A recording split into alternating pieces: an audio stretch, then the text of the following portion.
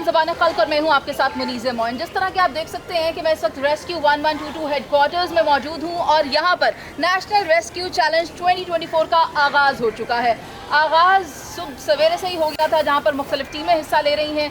बताया जा रहा है कि पाकिस्तान के मुख्तलिफ शहरों से ये टीमें यहाँ पर जमा हुई हैं। पंजाब से टीम ज़्यादा है, लेकिन इस पूरे प्रोग्राम पर ब्रीफ हासिल करने के लिए हमारे साथ रेस्क्यू 1122 के फाउंडर रिजवान नसीर साहब बज़ात खुद मौजूद हैं। उनसे इसकी तफसील लेंगे। अस्सलाम वालेकुम सर। वालेकुम अस्सलाम। आज मैं सबको नेशनल रेस्क्यू चैलेंज पे जो है वेलकम भी करते हैं और टीमों को जो पूरे सूबों से आई हुई हैं उनको भी हम वेलकम करते हैं। उसके इदारा जो दूसरे इदारे हैं कुछ जो उनसे भी आई हुई हैं, तो we have teams from Punjab की हैं, पंजाब के डिविजनल हेडक्वार्टर से हैं, खैबर पख्तूनख्वा की हैं, फिर इसी तरह सिंध से 2 टीमें हैं, बलूचिस्तान से है, गिलगित बल्तिस्तान से है। तो आज बड़ी खुशी है कि जो एक एमरजेंसी सर्विस हमने इस लाहौर के शहर से शुरू की थी, आज तो पंजाब के तमाम न सिर्फ शहरों में गई तहसील की सतह, बल्कि अब दूसरे सूबों के अंदर भी लोगों को ये बुनियादी हक है कि उनको फ़ौरन मदद मिलेगी। और साथ ही साथ जो मुख्तलिफ़ किस्म की एमरजेंसीज और चैलेंजेस आते हैं उसके मुताबिक हम इन टेक्निक्स को फर्दर स्ट्रेंथन करते हैं ताकि सारे लोग ट्रेंड हो और कोऑर्डिनेशन आपस में बेहतर हो। कि खुदा ना खास्ता जिस तरह 8 अक्टूबर को एक ज़लज़ला आया था, अल्लाह ना करे कि ऐसी कोई चीज़ पाकिस्तान में हो, लेकिन उनसे ऐसी एमरजेंसी से ऐसे सानेहात से नबर्द आज़मा होने के लिए हमें तैयारी रखनी होगी। सर, मुख्तलिफ चैलेंजेस हैं जो कि यहाँ पर होने जा रहे हैं और ये चैलेंजेस तैयारी कर रहे हैं असल में इन कैंडिडेट्स की या पार्टिसिपेंट्स की जो इंटरनेशनल रेस्क्यू चैलेंज होने जा रहा है, उसके बारे में भी जो असल आई थिंक हमारी थी वो ये जो मेन था, जहाँ पे हमने सार्क का 2018 में किया और अब हम बिकॉज 2019 के अंदर हम पहली टीम बने जिसने पूरे अक़वाम मुत्तहिदा से सर्टिफिकेशन ली जनूबी एशिया में। आज उसकी वजह से इस साल एशिया पैसिफिक की जो इंसराग की अक़वाम मुत्तहिदा की चेयर है वो पाकिस्तान के पास है और उसके वजह से हम इंटरनेशनल रेस्क्यू चैलेंज और साथ Asia Pacific earthquake response exercise 21 से 26 तक लाहौर शहर में करवा रहे हैं। तो ये उसकी तैयारी है और इसमें से जो बेस्ट टीम जीतेगी वो अब इंटरनेशनल रेस्क्यू चैलेंज में पार्टिसिपेट कर रही होगी 2024 में। सर, आपके साथ फिर हम चैलेंज आइए आपको चैलेंजेस दिखाते हैं किस तरह से ये जो सारे compete करते हैं and it's a difficult process, but किस तरीके से ये सारी टीमें कर रही हैं। जी बिल्कुल, आप देखें ये ऊंची बुलंदोबालता इमारतें बन रही हैं, उसमें कभी कोई इमरजेंसी हो जाती है, उसमें किस तरह से निकालना है उसके लिए इनकी तैयारी होनी चाहिए और यही आप एक प्रोसेस करेंगे जिसमें हाइट से जाके रेस्क्यू करके आपको दिखाएंगे। सर, ये सिर्फ एक ही टीम होगी, गुजरांवाला की नहीं, सारी टीमों को मौका दिया जाता है, फिर जो उनमें से बेस्ट ऑफ द बेस्ट होती है वो जीतती है। उनका टाइमिंग होता है, उनकी टेक्निक होती है, उन सब चीज़ों को चेक किया जाता है। सबके सब बारी बारी क्लाइम करेंगे? जी बारी बारी सारी टीमें क्लाइम करती हैं। मुख्तलिफ इसके हिस्से हैं ना, फायर फिट चैलेंज है, ये आपका हाइट रेस्क्यू चैलेंज है, इसी तरह से आपके मुख्तलिफ ट्रॉमा चैलेंज है, ये सारे इवेंट्स हैं और उसमें जो इवेंट्स में सब लोग परफॉर्म करते हैं, जो उनमें से बेस्ट होते हैं, फिर वो टीम जीतती है और जो मैक्सिमम इवेंट जीतती है टीम, फिर वो उस सूबे की टीम जो है वो विनर बनती है और इंटरनेशनल के लिए क्वालिफाई करेगी। एग्जैक्टली।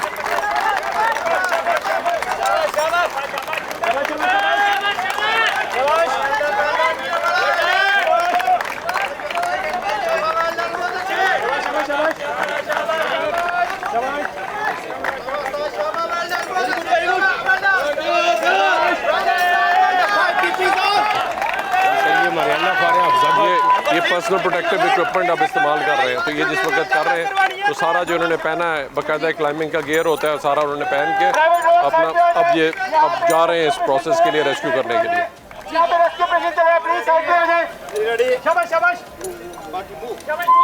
चलें, गुड जॉब, शाबाश। सर, मुझे बताएं यहाँ पर जितने भी चैलेंजेस हो रहे हैं इसमें कौन कौन से चैलेंजेस करवाए जा रहे हैं? जी, इसमें आप देखिए, इसमें जो है 18 टीमें इस वक्त पार्टिसिपेट कर रही हैं और हमारे ये कोई 6 इंपॉर्टेंट इवेंट्स हैं जो कि फ्रीक्वेंटली वो इमरजेंसीज काउंटर करते हैं। उन सब को एज ए चैलेंज बनाया गया है ताकि इनकी प्रैक्टिस हो, इनकी एक्सपर्टीज़ ठीक हो और इनकी स्पीड भी ठीक हो, ताकि ये ना हो कि अगर कोई ऊपर फंसा है तो इतनी देर लगा दें उसको रेस्क्यू करने में कि उसकी वैसे ही जो है। तो इसमें हम कैपेसिटी बिल्डिंग और उनकी कोऑर्डिनेशन को हम आपस में इम्प्रूव करते हैं और उसके साथ साथ इनकी स्किल एनहांसमेंट पे हमारा फोकस होता है ताकि इमरजेंसी सर्विस जितनी भी है पाकिस्तान की, सिर्फ पंजाब नहीं बाकी सब सूबों की भी जो है उनकी वो इसके ऊपर एक्सपर्टीज़ डेवलप हो सके। सर, कितने भी यहाँ पर चैलेंजेस हैं उन सब के अंदर जो भी शॉर्ट लिस्टिंग होगी कि कौन कौन से शहर से लोग जीते हैं, तो फिर उसके बाद वो सिर्फ क्वालिफाई होंगे या कुछ और भी वर्क्स हैं उनके लिए, कोई अवार्ड्स भी हैं उनके लिए? जी अवार्ड्स है डेफिनेटली। जो बेस्ट टीम होती है एक तो हर इंडिविजुअल इवेंट का अवार्ड है, और फिर जो कलेक्टिवली जो मैक्सिमम इवेंट्स जीतती है जिस सूबे की, वो फिर बेस्ट विनर टीम बनती है। आप अगर देखें, आइए आपको हम लिस्ट दिखाते हैं जो अब तक के विनर्स हैं, ताकि जो मुख्तलिफ टीमें अब तक हमारे मुख्तलिफ चैलेंजेस होते रहे हैं उसमें जो जो टीमें जीतती रही हैं उनकी अभी आप लिस्ट से देख सकते हैं कि मुख्तलिफ टीमों ने जिन्होंने यहाँ पे जो हमारा सार्क का रेस्क्यू चैलेंज हुआ, और उसके बाद हमारी जितनी टीमें अब तक जो मुख्तलिफ जीतती रही हैं वो सारी आपके इसके अंदर जो है वो हमने यहाँ पे टाइम टू टाइम, और इस साल का देखिए अब 2024 का चैलेंज कौन जीतता है। हेडक्वार्टर लाहौर में है और लाहौर अपनी जगह नहीं बना पाया, बाकी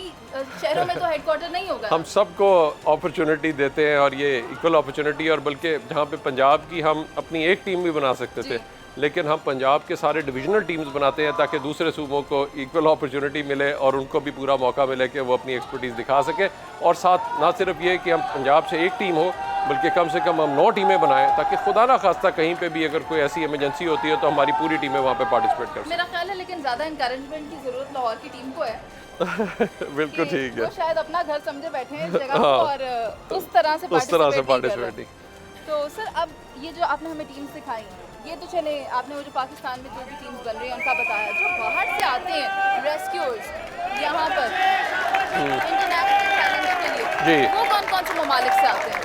हमारे मुख्तलिफ सारे ही, एक तो हम रीजनल कंट्रीज़ को ट्रेन कर रहे हैं क्योंकि हम पहली टीम है जिसको क़ौम मुत्तहिदा से इंसराक से सर्टिफिकेशन मिली है, तो इसलिए आज हम श्रीलंका, मालदीव्स, अभी भूटान का डेलीगेशन होके गया है, तो इन सब रीजनल कंट्रीज़ को भी हम ट्रेनिंग दे रहे हैं ताकि वहाँ पे भी उनकी कैपेसिटी हो कि ताकि अगर खुदा ना खास्ता आपको कोई एमरजेंसी हो वो तो उसमें एक बुनियादी हक है तो वो उनको प्रोवाइड किया जा सके। ये आप क्लाइम करेगा पूरा, तो इन्होंने जाते साथ ऊपर से अपनी रोप फेंक के अपना लिंक इस्टेब्लिश किया एक बंदे ने। अब चूँकि ऊपर जाने का रास्ता नहीं है तो ये क्लाइम करके ऊपर जाएंगे। ठीक है सर, ये ऑपरेशंस तो अपनी जगह चलते रहते हैं। मुझे बताएं, हुकूमती सतह पर भी आपकी मीटिंग्स होती रहती हैं और आज भी आप एक मुलाकात से वापस आ रहे हैं, हुकूमती सतह पर हैं कोई अपॉर्चुनिटीज़ रेस्क्यू 1122 के लिए? मैं समझता हूँ जी, जहाँ पे कोई निज़ाम था ही नहीं, जहाँ पे एक शहरी सड़क के ऊपर पड़ा होता था उसको हाथ लगाने वाला आज कोई नहीं था, आज 1.5 करोड़ लोग रेस्क्यू हुए हैं और हुकूमत पंजाब ने ऐसा सिस्टम बनाया है जो कि आज बैनुल-अक़वामी मेयार के ऊपर है। तो मैं समझता हूँ ये एक हुकूमत की बहुत बड़ी कंट्रीब्यूशन है कि जहाँ अगर कुछ शहरों से शुरू हुआ, सारे अजला में गया और अब सारी तहसीलों में उसकी एक्सपेंशन हो गई है। तो मैं समझता हूँ ये एक बहुत बड़ी, ये हुकूमत की और हुकूमत पंजाब का एक बहुत बड़ी कंट्रीब्यूशन है जिसकी वजह से आज पंजाब में मैं कम से कम ये कह सकता हूँ कि 1 नंबर मिलता है तो सिफारिश की ज़रूरत नहीं मिलती, बल्कि डेली बेसिस पे 7,000 लोगों को इस किस्म की एमरजेंसीज में रेस्क्यू किया जाता है। अल्लाह करे कि जहाँ पे फिर उसके बाद खैबर पख्तूनख्वा हुआ, गिलगित बल्तिस्तान, सिंध है, बलूचिस्तान, वहाँ पे भी इसी लेवल और इसी स्टैंडर्ड के निज़ाम जो है वो पूरे बन सके। सर इस सिलसिले में आपकी तरह की और कोई मिसाल मौजूद नहीं है, आप ही हैं जिन्होंने ये रेस्क्यू 1122 का पौधा लगाया। मुझे बताएं, वज़ीर आज़म साहब से आपने ये बात की है कि फुटप्रिंट दीगर सूबों में भी इस्टेब्लिश करने की ज़रूरत है? जी आई थिंक उसके बाद 18वीं तरमीम के बाद ये बेसिकली सूबों की रिस्पॉन्सिबिलिटी है, जहाँ पे आज हुकूमत आपको ट्रेनिंग फ्राहम कर सकती है। हुकूमत पंजाब, वज़ीर आला पंजाब की तरफ से ये डायरेक्शन है कि हम फ्री ऑफ कॉस्ट उनको ट्रेनिंग ऑफ़र करते हैं तमाम ज़िलों में, ताकि उनकी कैपेसिटी नहीं है, लेकिन जो बुनियादी निज़ाम बनाना है उन सूबों ने बनाना है। ठीक है सर, मैं आपसे आखिर में एक पैगाम चाहूँगी जो आप इन तमाम रेस्क्यू सर्विसेज या रेस्क्यूअर्स के लिए देना चाहेंगे। आज आप ये देख सकते हैं कि ये एक एक्टिविटी चल रही है, एक नेशनल रेस्क्यू चैलेंज हो रहा है। हमारी तमाम सूबों को हुकूमत पंजाब की तरफ से एक ओपन असिस्टेंस है कि वो अपना बुनियादी निज़ाम बनाए। हम आउट ऑफ द वे जाके उनको हेल्प करने के लिए, ट्रेन करने के लिए तैयार हैं, लेकिन अपने सिस्टम्स को यकीनी बनाएं ताकि हर शहरी को ये एहसास तहफ़्फ़ुज़ हो कि सिर्फ 1 नंबर पर डायल करेगा तो उसको बगैर सिफारिश के मेयारी सर्विसेज मिलेंगी।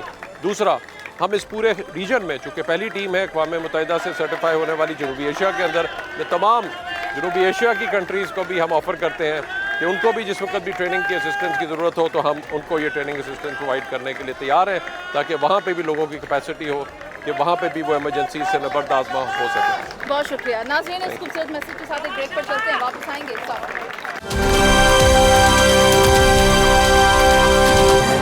वेलकम बैक नाज़रीन। जिस तरह के आप जानते हैं कि आज हम रेस्क्यू 1122 हेडक्वार्टर्स में मौजूद हैं, जहां पर कुछ एक्सरसाइजेस करवाई जा रही हैं। यहां पर टीम्स हैं जो कि 18 हैं पूरे पाकिस्तान से मौजूद।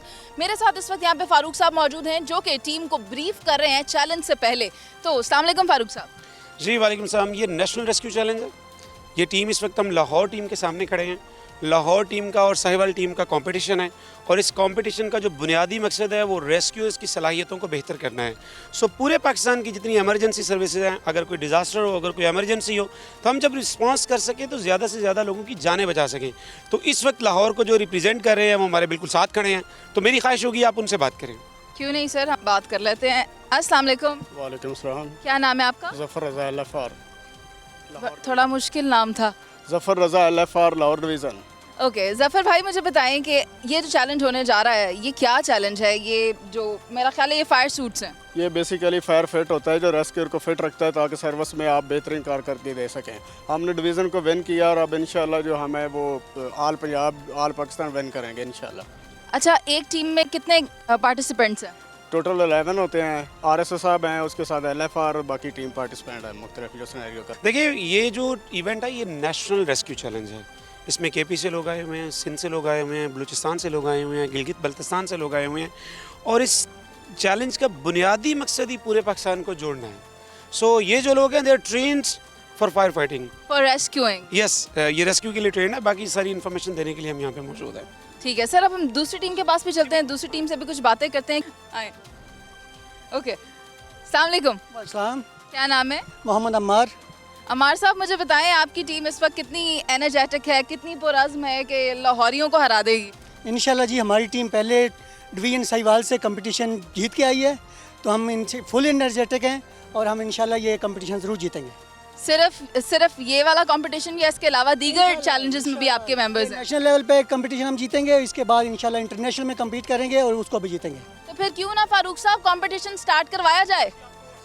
चलें कंपटीशन स्टार्ट करते हैं। अजरीन, आप देख सकते हैं यहाँ पर फायर फिट चैलेंज का आगाज़ हो चुका है और यहाँ पर जो फायर रेस्क्यूअर्स हैं उन्होंने फ़ौरन फायर सूट्स पहना है, क्योंकि इतना मार्जिन नहीं होता आपके पास जहाँ आग लगी हो कि आप आराम से रेडी हो। आप देख सकते हैं इन्होंने कितनी जल्दी से अपना फायर सूट पहना है,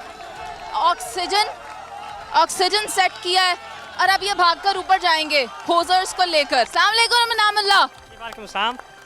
क्या लगता है कौन जीतेगा? इंशाल्लाह लाहौर विन करेगा। लाहौर जीत जाएगा। साहिवाल। नसीब। नसीम, मुझे बताओ क्या लगता है कौन जीतेगा? साहिवाल। साहिवाल की आवाज़ें भी लग रही हैं, लाहौर की आवाज़ें भी लग रही हैं, लेकिन ज़्यादा ज़रूरी इस वक्त ये है लाहौर जीते या साहिवाल जीते। जो बेहतर कारकर्दगी दिखा रहा है वो बेहतरीन है और ये सारी टीमें रेस्क्यू 1122 की ही हैं, इनकी काबिलियत को, इनकी सलाहियतों को निखारने के लिए। बात कर लोगे? जी जी, ये कितनी वजनी है? काफ़ी वजनी है। मुझे बताएं, लग रहा था कि ये इतना आसानी से जीत जाएंगे, लाहौरियों को हरा देंगे? इंशाल्लाह हमें पक्का यकीन था हम जीतेंगे। सांस लेने का वक्फा दे रही हूँ आपको, लेकिन साथ साथ पूछना ये चाहती हूँ, क्या अज़्म है, क्या जज्बा है रेस्क्यू को लेकर? इंशाल्लाह जी, हमारा जज्बा बुलंद है और हम इंसानियत की इस तरह हार्ड सख्त ट्रेनिंग करके इंसानियत की खिदमत करेंगे इंशाल्लाह। इंशाल्लाह।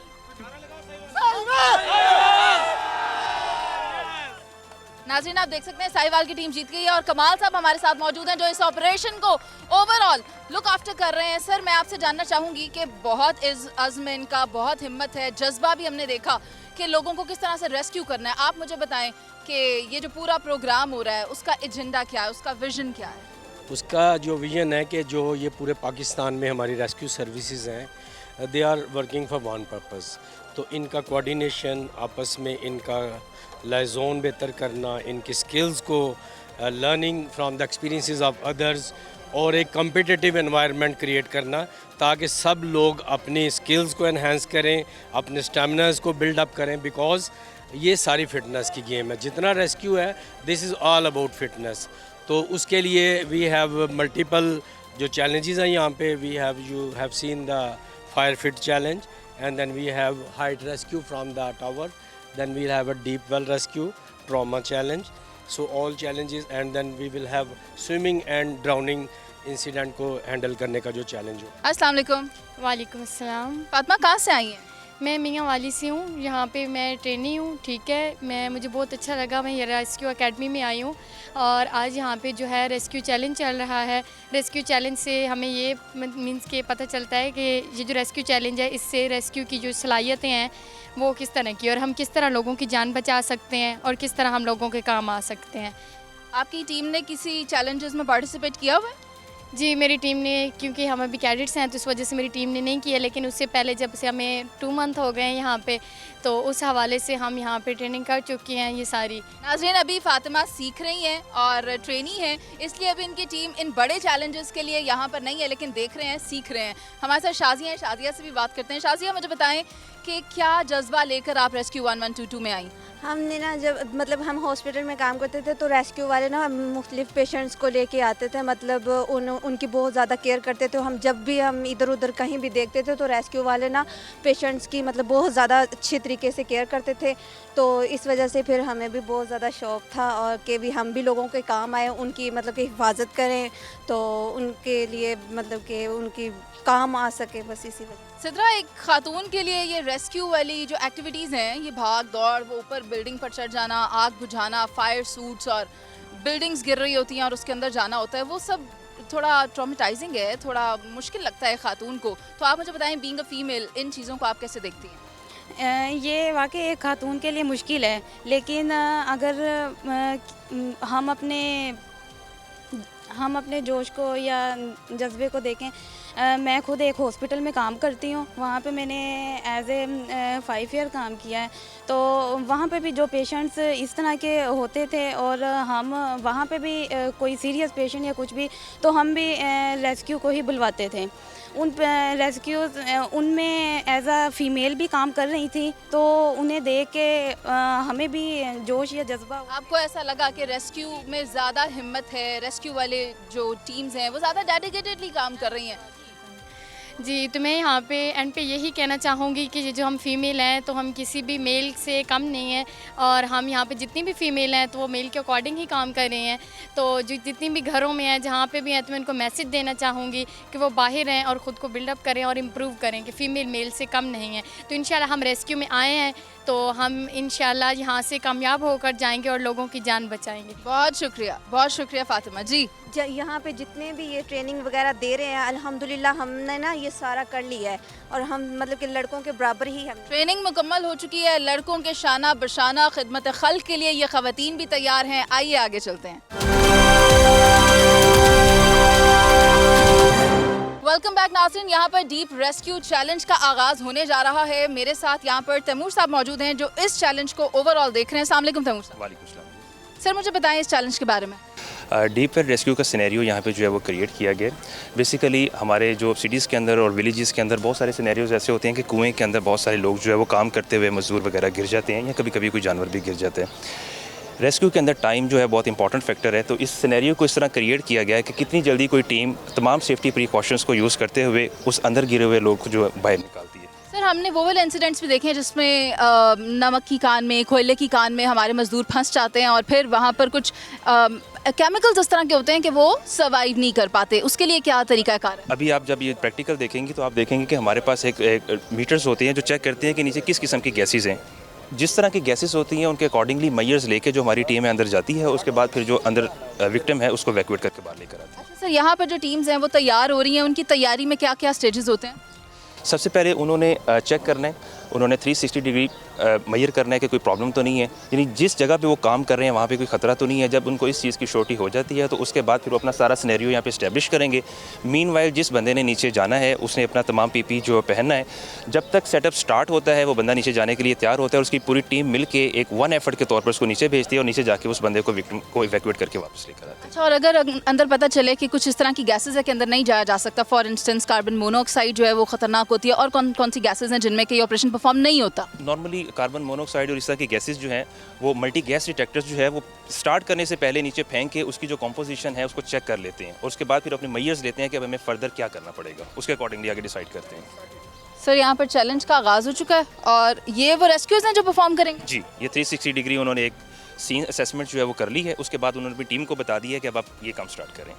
ठीक है, और ये कितने रेस्क्यूज़ होंगे जो अंदर जाएंगे? अंदर एक ही रेस्क्यूअर जाता है, तकरीबन 7 लोगों की एक टीम होती है जो सारी उसको सिनेरियो को प्रिपेयर करती है उसके जाने के लिए। आपके सामने भी तमाम डिमॉन्स्ट्रेशन जो है वो होगी। नाज़रीन, मेरे पीछे इस वक्त देख सकते हैं ये वो जगह है जहाँ पर डीप वेल है और यहाँ पर रेस्क्यू की टीम ये ऑपरेशन परफॉर्म कर रही है और ये इस वक्त ओपनिंग खोल दी है उन्होंने। इसके अंदर एक आग लगी हुई है जहाँ से इन्होंने एक रेस्क्यू का ऑपरेशन परफॉर्म करना है। यहाँ से ये लेडर इसके अंदर लेकर जाएंगे और फिर एक रेस्क्यूअर, जैसा कि हमें तैमूर साहब ने बताया, वो इसके अंदर जाएगा। इस एरिया को वो एनालाइज कर चुके हैं। फारूक साहब आ गए हैं। फारूक साहब मुझे बताएं, ये आग लगी हुई है? देखें, ये रियल ऑपरेशन है, बिल्कुल रियल ऑपरेशन। नीचे आग लगी है, धुआं लगा हुआ है और लोगों ने इस विजिबिलिटी में काम करना है। लोगों की जानें बचानी है, तो कैसे बचानी है? This is the mission. तो अब वो अपने सारे इक्विपमेंट्स को इम्प्रोवाइज तरीके से अपने सारे के सारे गैजेट्स को रेडी कर रहे हैं। आप अगर गौर करें तो इस वक्त वो बाकायदा यहाँ पे ट्राइपॉड बनाएंगे। उस धुएं के अंदर एंट्री कैसे करनी है, कौन नीचे जाएगा, ये बड़ी इंपॉर्टेंट क्वेश्चन है। आप अक्सर देखते होंगे कि किसी भी जगह के ऊपर कोई कुआं होता है, वहाँ पे एक बंदा गिरता है, उसके बाद दूसरा गिरता है, तीसरा गिरता है, 3 लोगों की डेथ हो जाती है। मुझे बहुत अच्छी तरह याद है, एक ईद के ऊपर ऐसा हुआ था कि कुछ लोग काम करने वाले थे, एक बंदा नीचे ट्रैप हुआ, दूसरा ट्रैप हुआ। बहुत इंपॉर्टेंट है इस चीज़ को कैलकुलेट करना कि नीचे गैसेस कौन कौन सी है। बाजू का जानवर भी गिर जाते हैं। जानवर भी गिर जाते हैं। इतने बड़े बड़े जानवर, मसलन गाय भैंसे, इनको कैसे निकालते हैं? रेस्क्यू 1122 की यही टीम है जो स्पेसिफाइड डिज़ाइन होती है इन सारे के सारे इमरजेंसी को रिस्पॉन्ड करने के लिए। रेस्क्यू 1122 हज़ारों के हिसाब से जानवरों को रेस्क्यू कर चुका है। लेकिन ये बात याद रखें, जानवरों की जान भी बड़ी कीमती है, लेकिन जब हमें इंतखाब करना पड़ता है ह्यूमन और एनिमल में, तो हमारी फर्स्ट प्रायोरिटी ह्यूमन होती है, लेकिन हम एनिमल को भी रेस्क्यू सर्विस फराहम करते हैं सेकंड प्रायोरिटी में। ऑफ कोर्स ये कहना मुनासिब नहीं है, लेकिन बहरहाल हमारी फर्स्ट प्रायोरिटी ह्यूमन होती है। ठीक है सर, अब यहाँ पर ट्राइपॉड बनने के बाद एक शख्स अंदर जाएगा और कितनी देर में बाहर आएंगे? ये उसकी सलाहियत है, वो कितनी देर में बाहर आता है। उसको सिनेरियो मिल चुका है, एक बंदा नीचे ट्रैप है, उसको बाहर निकालना है। ना आए तो दूसरा रेस्क्यूअर जाता है, फिर तीसरा जाता है, फिर चौथा जाता है। Rescuers are train to rescue the people. चाहे जितने लोग भी जाने पड़े, हमने लोगों को रेस्क्यू करना है। This is our mission. Kamal साहब, रेस्क्यू करने वाला बंदा तो अंदर जा चुका है, रेस्क्यूअर इस वक्त अंदर है। मुझे बताएं कि अंदर क्या क्या चीज़ें फेस करनी होती हैं? अंदर जो है ये अभी जो है जो स्मोक का सिनेरियो, इसमें पॉइजनस गैसें आमतौर पे CO2 ख़ास तौर पे कार्बन मोनोऑक्साइड होती है, तो उसके लिए दे यूज़ SCBA।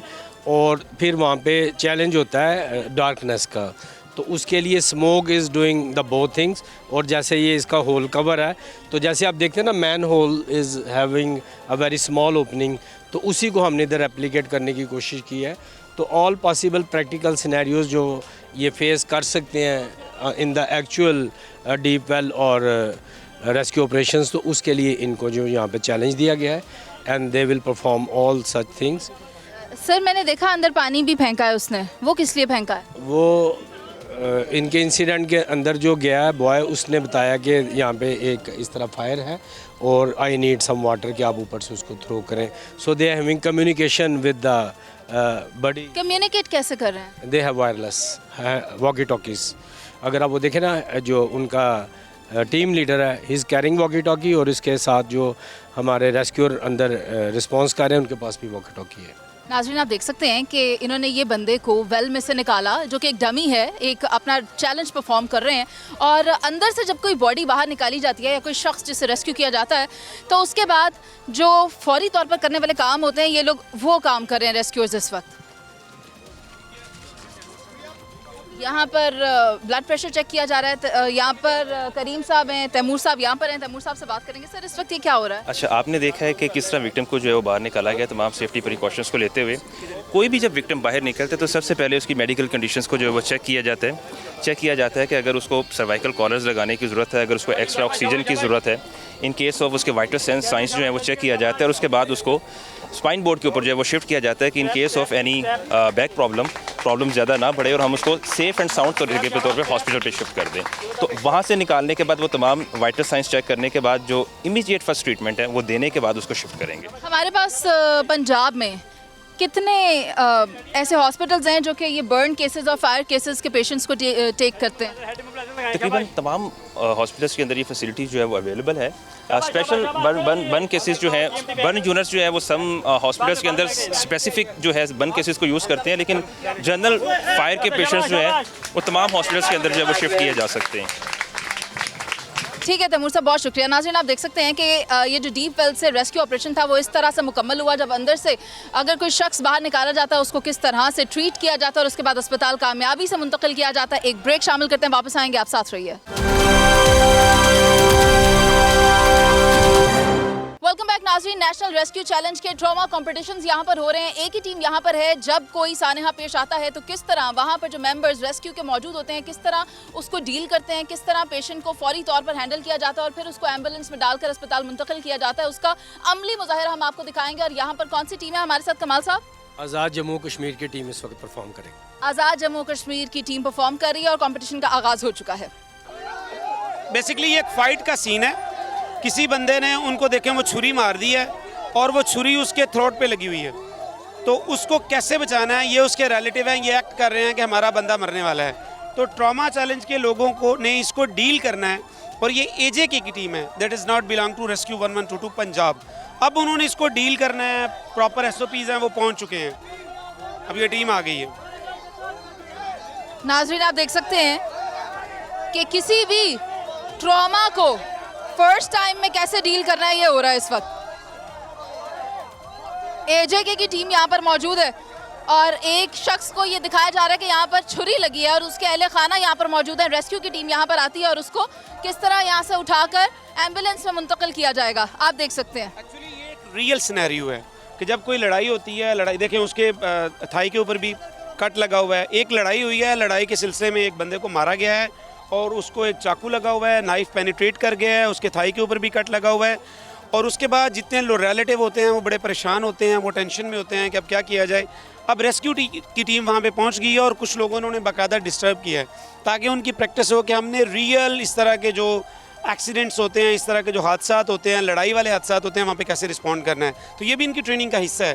तो अभी आप देखें कि वो किस तरह से, और इनको ये जो हमारे जजेज़ हैं, ये जो इन्विजिलेटर्स हैं, इंस्पेक्टर्स हैं, इनको मार्क कर रहे हैं, एक एक चीज़ के वो पॉइंट नोट कर रहे हैं। ठीक है सर, यहाँ पर इनके मार्क्स हो रहे हैं और उसके बाद इन मार्क्स की बुनियाद पर फैसला किया जाएगा कि जीतेगा कौन। इस टीम ने मार्क्स कितने लिए हैं?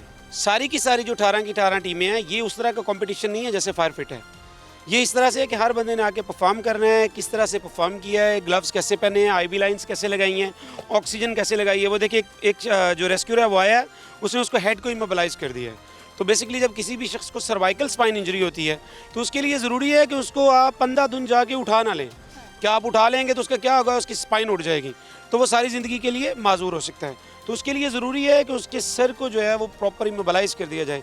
तो ये जो इंस्ट्रक्टर्स हैं ये सारी एक एक चीज़ को इवेलुएट कर रहे हैं। अगर CPR की ज़रूरत होगी, ऑक्सीजन की ज़रूरत होगी, तो सारी की सारी चीज़ें लगाएंगे। उन्होंने अपना स्टेथ कैसे खोला है। नाज़रीन, हमारे साथ फरीद अजहर साहब मौजूद हैं AJK से। सर अस्सलाम वालेकुम। वालेकुम जी। सर पहले मुझे ये बताएं कि क्या वहाँ पर रेस्क्यू का कोई ऑफिस मौजूद है? जी अल्हम्दुलिल्लाह 2007 से ऑनवर्ड्स जब से पंजाब इमरजेंसी सर्विसेज ने अपना एक इतना स्ट्रॉन्ग होल्ड बनाया है तो हमें भी ज़रूरत महसूस हुई थी AJK में रेस्क्यू 1122 के हवाले से।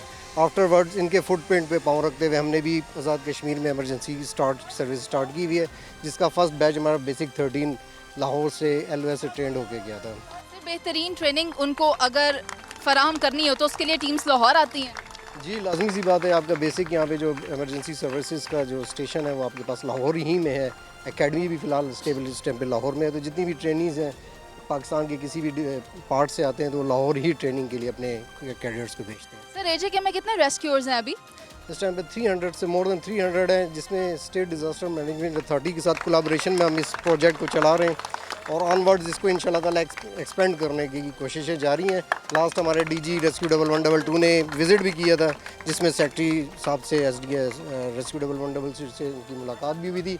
अब 200 की स्ट्रेंथ का एक बैच हमारा और आ रहा है अकेडमी में ट्रेनिंग के लिए इंशाल्लाह। वंडरफुल सर, बहुत शुक्रिया। और अब वो जो इंसिडेंट हमने कवर करवाया था वहाँ पर उस पेशेंट को सेम लोकेशन पर CPR प्रोवाइड की जा सकती है क्योंकि वो पेशेंट बहुत क्रिटिकल कंडीशन में था। जब ये पूरा ऑपरेशन मुकम्मल हो जाएगा तो हम रेस्क्यूअर से भी बात करेंगे। नाज़रीन, इस वक्त हम एक एम्बुलेंस के अंदर बैठे हुए हैं। AJK की टीम ने वहाँ पर जो रेस्क्यू ऑपरेशन परफॉर्म किया या जो रेस्क्यू का चैलेंज परफॉर्म किया, फारूक साहब ठीक कह रही हूँ ना? हाँ, फारूक साहब मेरी छोटी छोटी गलतियाँ निकाल देते हैं। मैं रेस्क्यूअर तो नहीं हूँ, लेकिन अब क्योंकि इस टीम ने ये ऑपरेशन परफॉर्म किया था चैलेंज, तो मेरे साथ जो रेस्क्यूअर्स हैं वो मौजूद हैं। अस्सलाम वालेकुम। वालेकुम सलाम। मेरा नाम अली हमज़ा EMT हूँ मीरपुर AJK से। अच्छा अली हमज़ा, मुझे बताएं कि ये टास्क किस तरह से परफॉर्म किया, क्या सोचते हैं उस वक्त जब आप एक ऐसी लोकेशन पर जाते हैं जहां एक बंदे को गले के अंदर इस तरह चाकू पेनिट्रेट कर जाए? मैम ऐसी कंडीशन में हम सबसे पहले जाते हैं और अपनी सेफ्टी सबसे पहले होती है हमारी। हम अपनी सेफ्टी को सिक्योर करते हैं कि हमारी सेफ्टी हो। उसके बाद फिर हम पेशेंट को देखते हैं। अगर जैसे खंजर है, ऐसे कील वगैरह कुछ भी लगा हो तो हम लोग वो निकालते नहीं, क्योंकि वो उसकी गहराई अंदर कहाँ तक है ये हमें पता नहीं होता। और निकालते वक्त हो सकता है इसकी कोई मैन वैन्स, कोई आर्टरीज डैमेज हो जाए और कोई या फिर कोई ऑर्गन इसका डैमेज हो जाए, इस वजह से हम लोग निकालते नहीं हैं। हम लोग इसी के ड्रेसिंग कर देते हैं, वहीं पे उसके अराउंड आउट में रख के ड्रेसिंग कर देते हैं। इनका नाम क्या है? रशीद भाई उठ जाओ ज़रा 2 मिनट। नाजरीन, रशीद भाई एक्टिंग ज़्यादा लंबी हो गई थी, मैं क्या उठ के थोड़ा साल एलन। रशीद भाई मुझे बताओ कि जब इस तरह की कंडीशन में विक्टिम जो कि इस केस में आप हो, वो क्या क्या कर सकता है? हेड मूव कर सकता है आप अगर उसके गले में इस तरह नाइफ लगा हुआ है, और अनरिस्पॉन्सिव हो जाता है, पेशेंट अनरिस्पॉन्सिव हो जाता है और सांस उसको नहीं आ रही होती और उसकी सर्कुलेशन नहीं हो रही थी, हार्ट की ब्लड की सर्कुलेशन नहीं हो रही थी, तो फिर इन्होंने इसी चीज़ को मैनेज करना होता है। देखा, मैंने वैसे एक टेक्निकल सा सवाल दिया था उनको, लेकिन उन्होंने बड़े अच्छे से परफॉर्म किया है। हमारे साथ अली हमजा भाई मौजूद हैं। अली हमजा, अब आप मुझे बताएं कि ये जो टास्क होता है इसके लिए कोई टाइम भी होता है कि इतनी देर में परफॉर्म करना है? जी मैडम, इसका एक टाइम ड्यूरेशन होता है और उसके अंदर हमने सारी चीज़ों को पूरा करना होता है। देखना होता है कि ऑक्सीजन भी लगानी है या ओपन माउंट है, क्लोज माउंट है, सारी चीज़ को मैनेज करके उसको जो है हम उस टारगेट को पूरा करते हैं। पेशेंट साहब इतनी देर नहीं उठते, वापस लेट जाओ। नाज़रीन, हमारा काम तो यहाँ पर मुकम्मल हो गया, आए हम बाहर चलते हैं। नाज़रीन, आपने देखा कि नेशनल रेस्क्यू चैलेंज 2024 की डे लॉन्ग चैलेंज की जो एक्सरसाइजेस थी वो यहाँ पर होती रही। मुख्तलिफ शहरों से 18 टीमों ने हिस्सा लिया, भरपूर एनर्जी दिखाई, भरपूर मोटिवेशन दिखाई, डेडिकेशन दिखाई, और ये सारी टीमें क्योंकि यहाँ पर मौजूद है इस स्लोगन के साथ जो कि है रेस्क्यू 1122। इन टीमों को हम गुड लक विश करते हैं और आपसे इजाज़त चाहते हैं। आने के बाद